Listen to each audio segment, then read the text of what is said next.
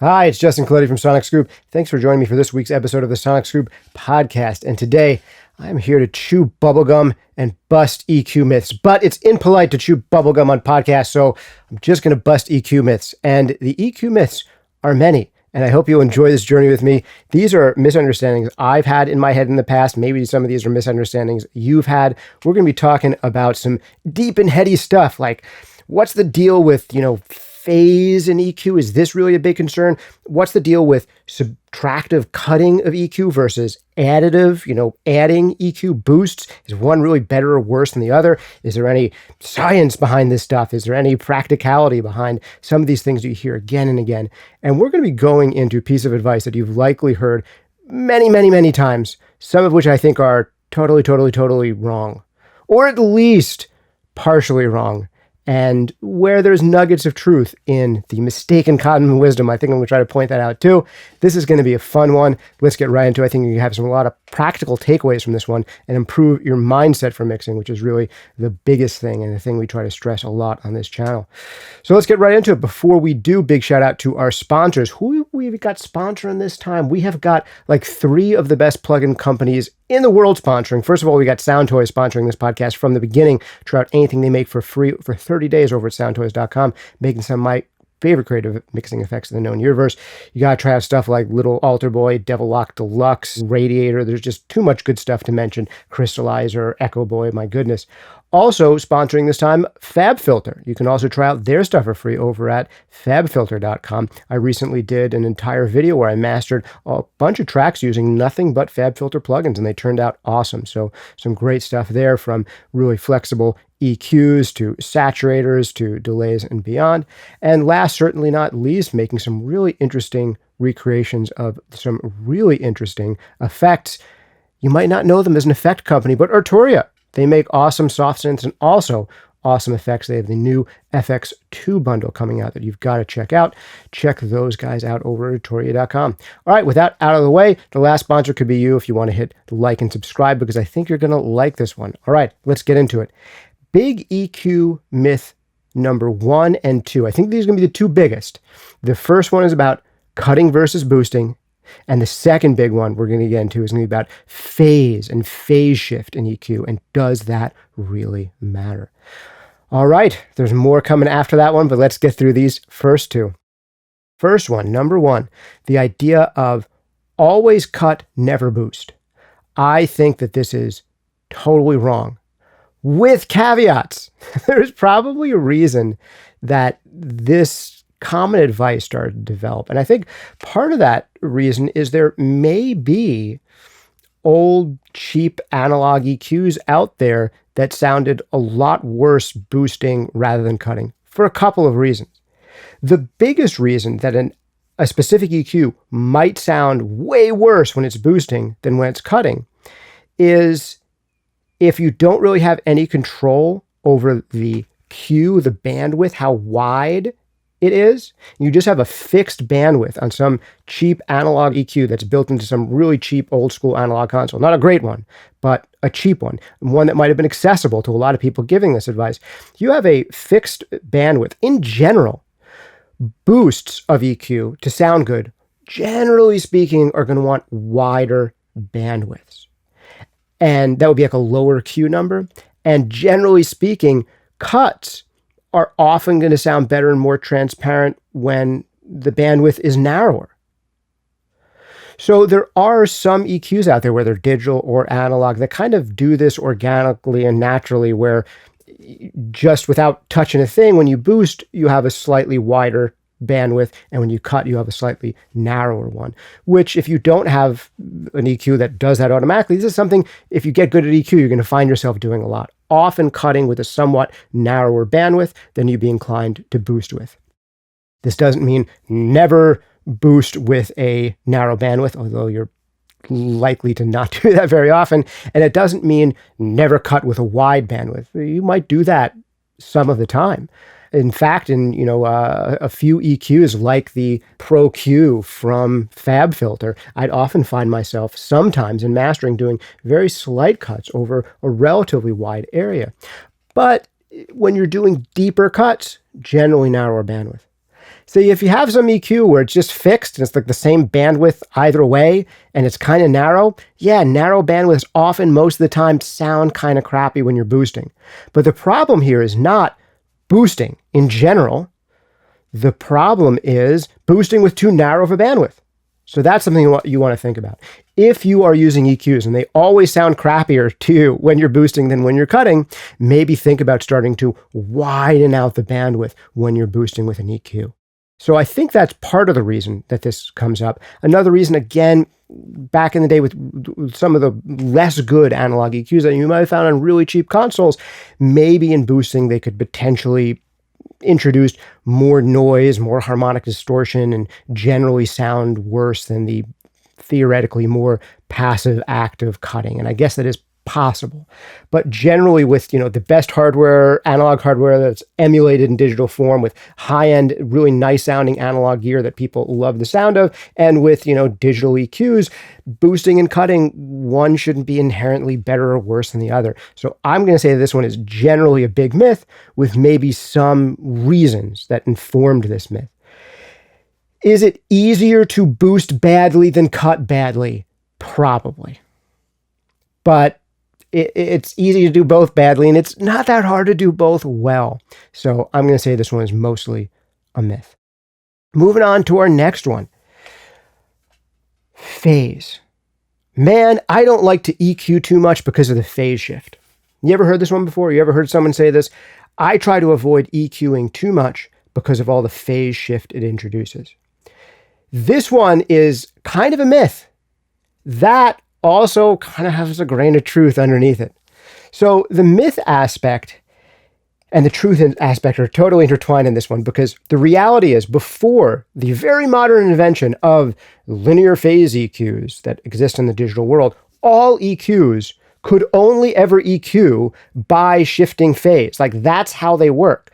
Without going into too much detail, you're basically taking a portion of the signal and adjusting the phase relationship of part of the signal to boost or cut a frequency. Phase shift is how EQs work.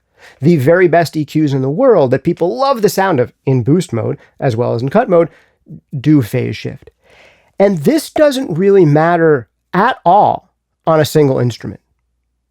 If you are just EQing a single channel of bass, or a single channel of vocal, or a single channel of guitar, a single channel of synth, or 808, or whatever it is, the fact that phase shift is being applied doesn't really matter. The phase shift is targeted so that it's giving you a change in EQ. That is what the phase shift is doing. It's being used to increase or decrease the relative proportions of a part of the frequency range.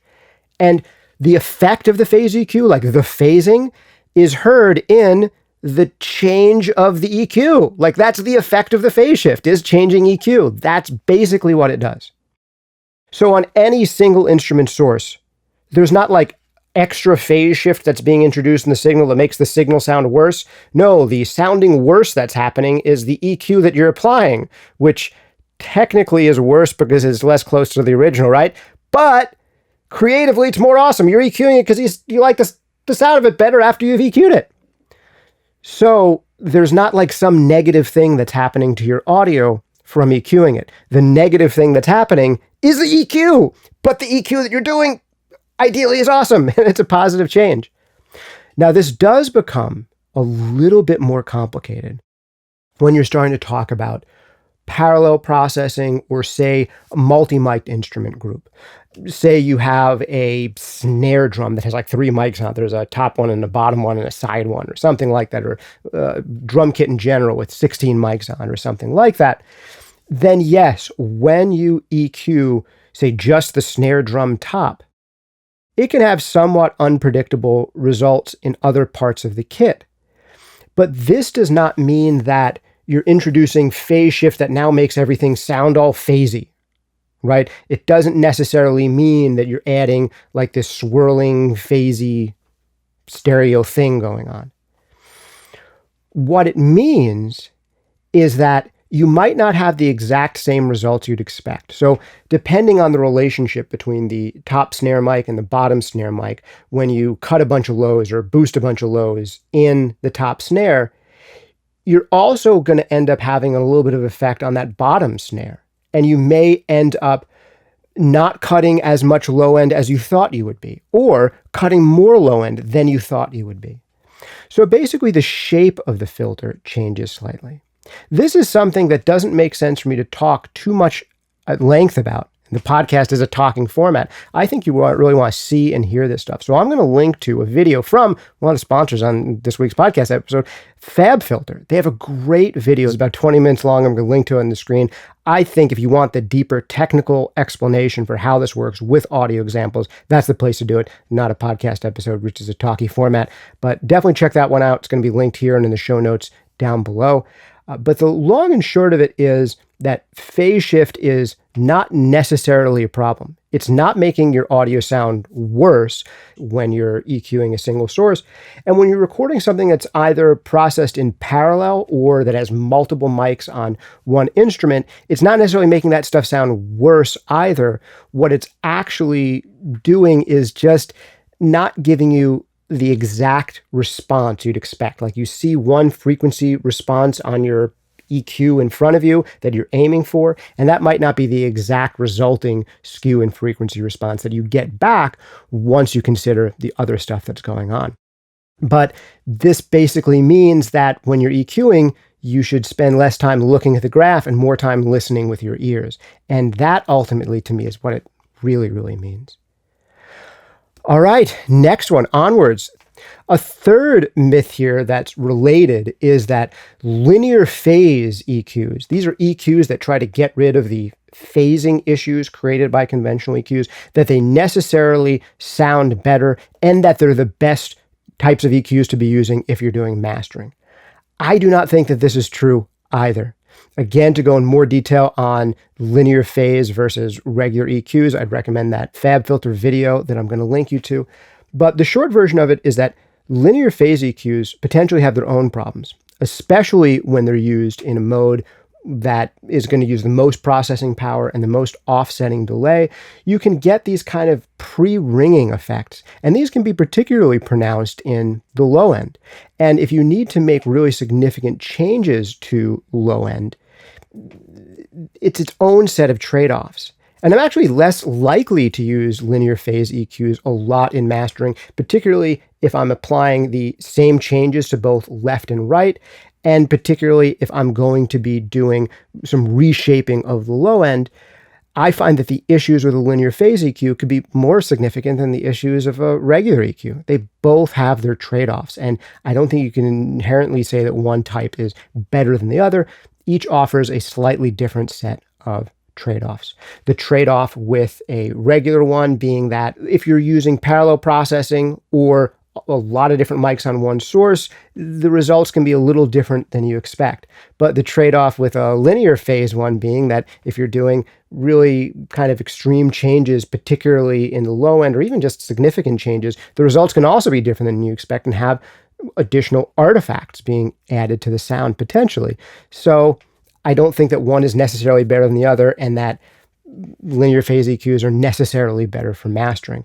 And I would say that I actually use them a little bit less often and only when I'm looking to solve specific problems that a regular EQ is introducing. Another thing that I would consider a myth here is that you shouldn't EQ too much. What does that mean anyway? Too much. And again, there's some nugget of truth in here. You shouldn't be relying on EQ to fix all of your problems. Like, it's always much better to capture a better sound at the source or pick a better drum sample rather than trying to EQ the bejesus out of one and like morph it and mold it into how you want it to sound. Generally speaking, if you get it right at the source by changing the settings on a guitar amplifier, changing the settings on a synthesizer, going through your sample library, picking a better sample, moving the mic, selecting a different mic on a drum kit or an instrument of some kind, those results are often better than going in and trying to reshape something. But I think that that's not because EQing a lot is necessarily bad. It's just that EQ doesn't do so many of the things that you want to get done when you pick, say, a better snare sample or a better kick sample. Because a better snare or kick sample for the song isn't just about how bright it is or how much low end is in there or any of that. It's also about how much transient there is, how much sustain there is, what the note or tonal shape of the thing is. It's not just about EQ, presence, amount of low end, duration, sustain, snappiness, like all these other things that aren't about EQ. And this goes for anything. Placement of a microphone, how close or far you are from a drum, from an amp, or from a singer. These have big effects that aren't just EQ effects. So with all that being said, I would much rather get the thing right at the source and have it need a 2 dB EQ boost in the high end or the low end than have the mic that has like the perfect EQ profile, but all that other stuff is off. Like it's pointing at the wrong place of the instrument, or it's too far back or not close enough, or we're playing the instrument with the fingers when we should be playing it with a pick for more attack. These non-EQ changes are way more important than EQ. So there's a nugget of truth in the idea of you shouldn't EQ too much and you shouldn't rely too heavily on EQ. It's absolutely true that you shouldn't EQ too much, because if it's too much, that's bad, right? But too much does not necessarily mean don't boost your EQ by 3 dB or 4 dB or 5 dB or 10 dB. There may be signals in which you're trying to really reimagine a sound or really reshape a sound. You'll find a lot of pro mixers who are going to do often relatively big boosts and cuts on specific instruments. Common ones are kick drums, snare drums, bass instruments.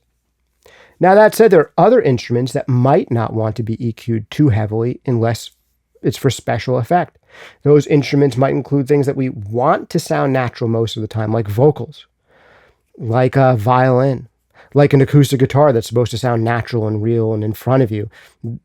Often, it could be best to not EQ those things much at all, particularly in a really sparse mix where each of those elements can take up a lot of space. But in a really dense mix, you might actually need to cut a whole bunch of low end out of that vocal to where it'll sound bad in solo during a really dense section. Same thing for a piano. I mean, pianos that end up like in rock, pop, R&B mixes that are dense, they might have a lot of EQ on them. A lot of low end cut, a lot of low mids being sucked out, a lot of upper mids or maybe high frequencies being boosted. And if you look at those on a graph on some really great mixes, the EQ settings might look stupid. They might look like too much. But it's not too much if it sounds good. All right, I've got one more for you here that's sure to annoy some people. And that is that you shouldn't EQ your mix bus or your buses because that's the mastering engineer's job, or you don't know what you're doing, or you should only be EQing surgically individual instruments where needed. I'm again going to say, no, you're allowed to EQ your mix bus if you want to, and some really great mixing engineers do that. If they have a sense that the whole mix wants to be brightened up overall, rather than going in with an EQ on each individual instrument and brightening it up, you can go to the mix bus and EQ the mix bus. And some people find that they actually EQ less if they do a little bit of EQ treatment on their mix bus or on instrument subgroups. And this kind of almost a little bit backwards approach is one that is effective for a lot of people and that can help you work faster. Now, there's a caveat here. I'm not saying that you should be trying to get the final sounds in all of your relationships right by EQing your mix bus. Absolutely not. And to a degree, I consider a little bit of an advanced technique that you fold in later when you're getting more competent and you know what you can and can't rely on mix bus and general bus EQ for.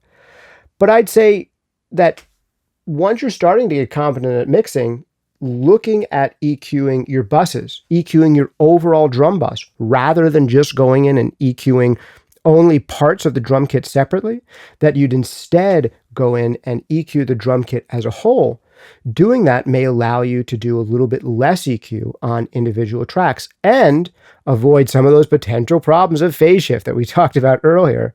So if you're really paranoid about this whole phase shift issue, then applying a little bit more EQ on your instrument subgroups or buses might make more sense than applying tons of EQ to tracks that are kind of in parallel to one another, where you have multiple tracks that are all creating the same source together. But of course, in this myth, maybe it's not really a myth because there's a little bit of a nugget of wisdom in there. Should you go in to your mix bus when you're first starting mixing and like cut a whole heaping gobs of low mids out of it and add a ton of additional sparkle to the top? No. In general, if you are going to EQ your mix bus, it should probably be fairly subtle because you're going to do most of your heavy lifting, if not an instrument by instrument basis, at least on a group by group basis, because this leads me to the last major myth around EQ. Having trashed all of these EQ myths or ideas that I think are all designed to stop you from EQing too much, I'm going to do the exact opposite and say that the last big myth is that you need to use much EQ at all. One of my big goals here is that I want you to be confident to use too much EQ and to not always think about your EQ too much, but just develop like a sense memory for it. Get to practice with your EQ, boost too much, cut too much, and then back off and really train your ears to hear different areas. And there's many different ways to do that. And we can talk about that in more detail in some other episode. But I also think it's a mistake to reach for your EQs reflexively without a plan. And I think that is one of the biggest issues with EQing, is that sometimes people will bring them up and start fiddling around and EQing something because they think they're supposed to, rather than saying, I'm EQing for a purpose and I'm EQing for a reason. Because very, very often, your best EQ is your fader. And this is one of the big reasons that I recommend in the Mixing Breakthroughs course, where we really look at a system for mixing that is derived from the way that some of the best mixers on the planet work day in and day out today.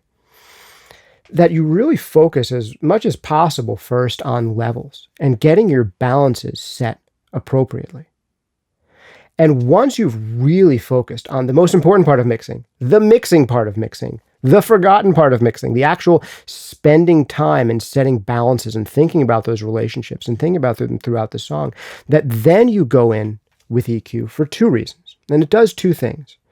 One, to help perfect those balances by getting instruments out of the way of one another.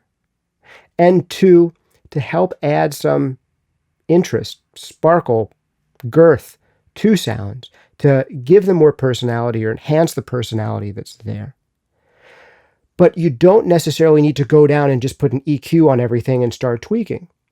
It's much better to have a process where once you've gotten through the balances, now you say, what couldn't I achieve with my faders? Having taken my faders as far as they'll go, what couldn't I achieve?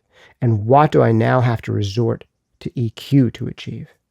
So my answer to some of these first myths is to feel free to EQ too much and to boost and not just cut. But my answer to this last myth here is almost the opposite, which is to also feel free to not EQ at all. And even more importantly, before you touch an EQ, have an idea of what you want to achieve with it, rather than just twiddling those knobs blindly. And if you want a system for how to approach EQ, you can check out the full-length course, Mixing Breakthroughs. But if you want some insights from some of the top mixers in the world, totally for free, we got a free workshop for you, The 5 Habits of Every Great Mixer. You can find that over at sonicscoop.com/mixhabits. That's sonicscoop.com/mixhabits. If you want more of a primer on mastering, we got a free mastering workshop called Mastering 101 that you can get at sonicscoop.com/mastering101. Big thanks to this week's sponsors, which includes you. How do you sponsor? By hitting the like button if you haven't already. Consider giving us a rating and review if you're on one of the audio-only formats. And also big thanks to Sound Toys. Sound Toys sponsoring this podcast from the beginning, making some of my favorite creative mixing effects in the known universe. Try out anything they make for free for 30 days over at soundtoys.com. Also big thanks to FabFilter, another one of my favorite plugin companies out there, making absolutely great stuff. They just came out with a new version of their delay, Timeless. I believe it's now in the Timeless 3 iteration. Check that out and everything else they make over at fabfilter.com. And last but not least, Arturia, makers of some awesome hardware and software synths and a whole great line of effects. Their FX2 bundle is out now. Check that out at arturia.com. This has been Justin Colletti of Sonic Scoop. Thanks for hanging out with me. See you next time.